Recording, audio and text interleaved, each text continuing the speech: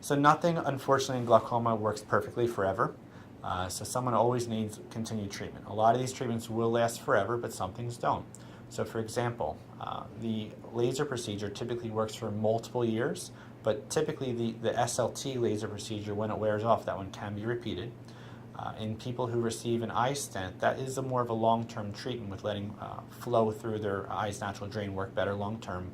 And trabs and tubes also tend to work well long-term, but at some point they often stop working as well. And so sometimes you have to do something else to try to keep them well controlled.